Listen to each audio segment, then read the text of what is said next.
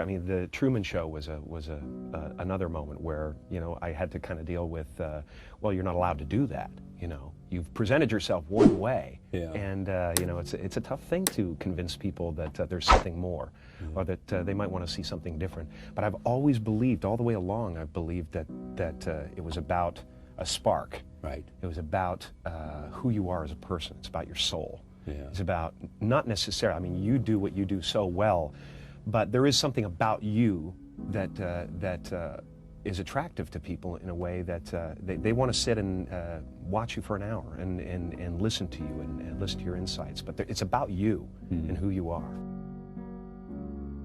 What is it worth? What is it worth? And that's what I've come to so many times in my career and my life, is that I've said the safe road is going to pay off. There are many payoffs to it, but I can't be there and have my soul be on a completely different track. I just, it's always worth losing to me. It is. It's always worth risking. And if this other side of me is not a popular one in the scheme of things as far as movie tickets go, then you know what? I'll find a way to sneak it in there. I'll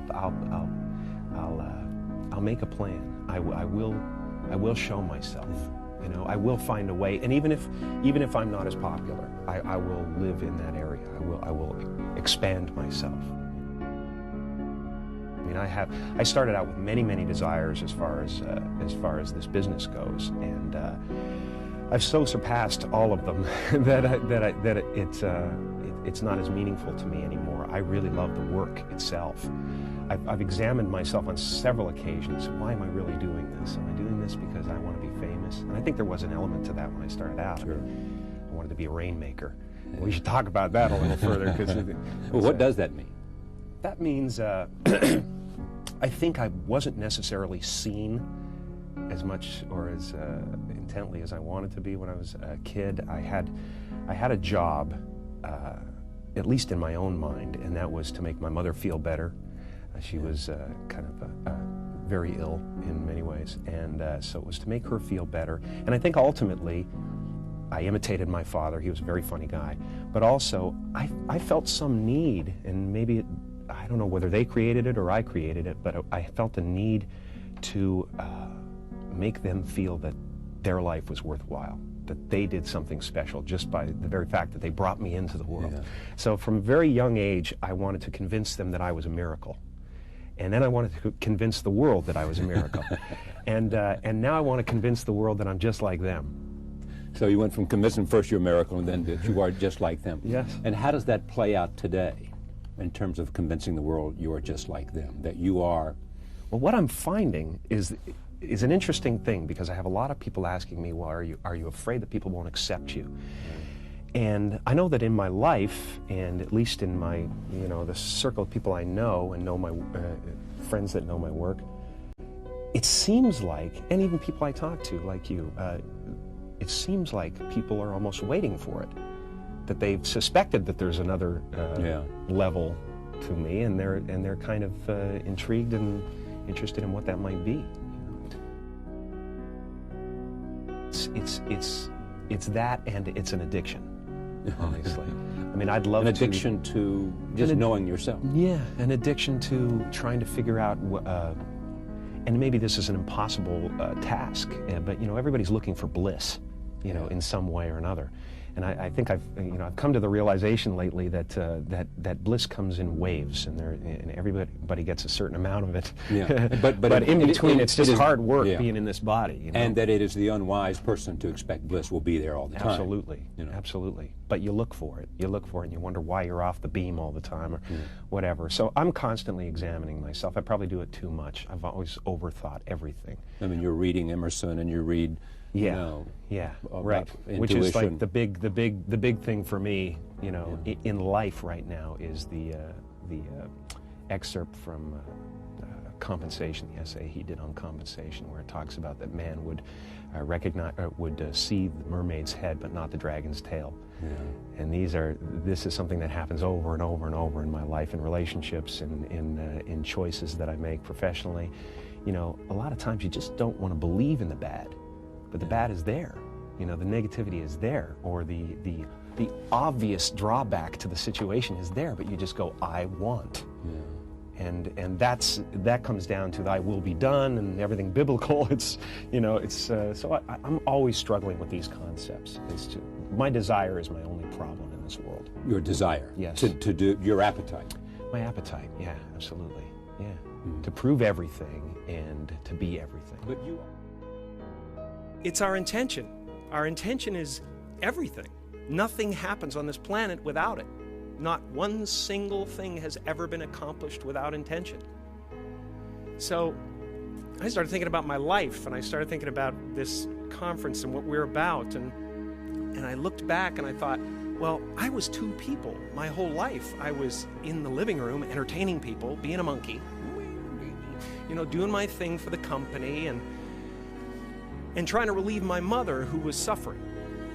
She had rheumatoid arthritis and phlebitis and everything under the sun that was nagging at her, and she was depressed. And I wanted her to be free, and I wanted her to realize that her life was worth something because she gave birth to someone who was worth something. And then I would go into my room and I would sit with a legal pad. I was a little kid. And I would sit there and I would try to figure out what it meant, what it was all about. Why are we here? What is this? And one day I read something from Buddha that said that all spirituality is about relieving suffering. And I suddenly realized that's what I'm doing in the other room. and I'm aligned. You know, my purpose is aligned with this. So I felt incredibly lucky. I lose sight of that all the time. I get caught up in different concerns, ego concerns. But I'm so lucky to be a part of this community and to do something that is of value. And I really cherish that. And we are all one thing. It really is true. Can I speak to the person in the last row, in the very last seat against the wall? Is there someone back there that can say hello? What's your name? Andrea, are you aware that, do you have the distinct, palpable feeling that your intention created this evening, as well as Melissa's? Do you understand that all of this entire event is happening inside you?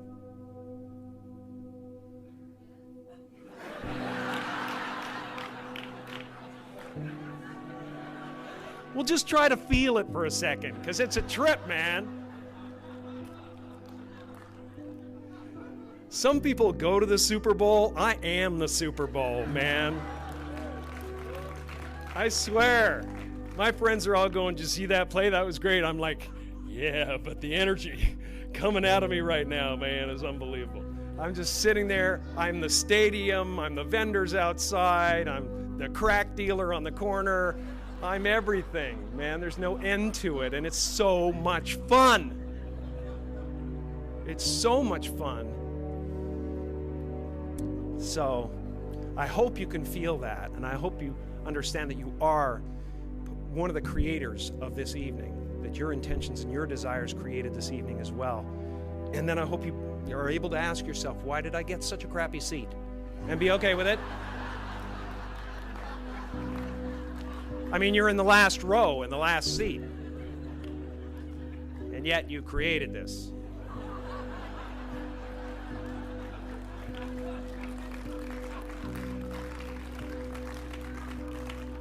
That's got to be, it's a really selfless thing to do. So understand, based on some things that I read about you, you know, that in the end, it's really a lot about self-respect. Yes, yeah. It is, because you know yourself. Yeah. And it is... Well, yeah, and self-respect is certainly one of the major problems in the world. Self-esteem is the reason for most ills. And, you know, desiring what we don't have. I mean... Appleton is me, or I am Peter Appleton. Sure. How did you mean that? Well, in the respect that he has this yearning that that is more important to him. Again, false gods. Right.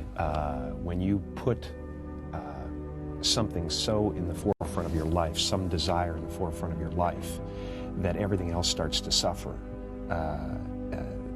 I understand that. I understand that because I've gone that way and had to pull myself back, or whatever. But it's the yearning that is can be something very positive. It can create wonderful things. But when it makes you negate your life and the people in your life, it becomes, or again, like when it makes you bear false witness, and sell somebody out. It's just not worth having. That yearning is the tough part. The yearning to kind of have that, but not make it completely consume you. And that would be the selling out of his friends. Selling out of his friends, who were not guilty of anything, and he's who he living didn't in even know. He's living in a place of fear of loss. Right. And that's always a dangerous character. The guy who's afraid of loss is a dangerous guy, because he's the guy in Hollywood that stabs you in the back, or turns on somebody or whatever. Trying to protect this dream. If you know a man's fear, then you can conquer him, some say. Truly. I mean, that's what the Blacklist era was about. Somebody, McCarthy, sat back and said, my gosh, what a wonderful fear to take advantage of, and to bring myself to power through it. You know what? I believe in the universe. I believe in the Horn of Plenty. I believe in the cornucopia. So I'm not afraid of Tom Cruise and what his movies do, and I can enjoy it, and I can enjoy Russell Crowe, and because there is so much in the universe, we all, can feed from it, and we all, there's enough for everybody. Is that where you are in your head at this absolutely. Christmas season? They've got Russell Crowe as a movie out, Tom Cruise has a movie out. You're saying there's enough. I'm perfectly happy with what absolutely Jim has I've earned. been given so much. I mean, I would be a green boar at the trough of life, if I question. If you wanted it all. Oh my gosh! I mean, I sit down with friends of mine who are in the acting profession, and they say, these are really good actors, and they say, man, no one's really getting the chance to do what you're getting to do. Yeah. I mean, it's quite an arc that's going on here. To have your chance at bat time and time again. I feel so lucky to have that. But you had to bring something, otherwise they would not continue to give you the chance, and you obviously recognize that. You have to allow yourself to be seen. That's the risk. The risk is, especially for somebody who's comedic, who has that weapon at his disposal. Just to go off into a rift. Yeah. To risk being seen is the toughest thing in the world. We're all very shy people, people who do comedy. We're shy, and the emotion is right there on the surface. If you pricked me with a pin, I would fly around the room, So that's the risk, is that you are showing them yourself, your true, authentic self, and the chances of being rejected are much more important, much more terrifying.